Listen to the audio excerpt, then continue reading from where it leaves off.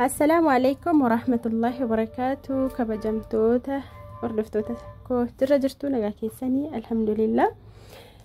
ركبوتي أدسي وي باية بريدا كان تأيج إمادا مكراي كان النجتمي isini qabadee dhufeen jira akkasuma meeshaa tokko ilaala warroonni meeshaalee garaagaraa asfeezaa ramadaanaa maatii keessanii minaanii kaasee duqeetii ruuza zayitii wantoota garaagaraa ajajachuu barbaadan illee lakkoofsa asirratti argamu na dubbisaati inshallah maatii keessan sarpiraayizii isini gochuu nan danda'a magaalaa Jimmaarra. Magaalaa Jimmaa ta'u malee naannoo kamiyyuu inshallah isini qaqqabsiisuu nan danda'a.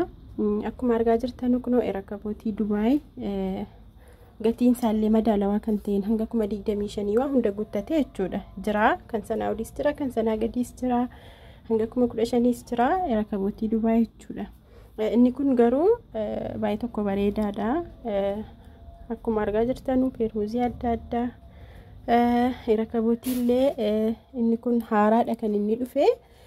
Akkasuma namoonni meeshaa ajajachuu barbaadanii jira hordoftoota koo jira keessaan hojiinuma hojjetaa jira viidiyoo irratti dhufuun ni see malee inshallah akkasii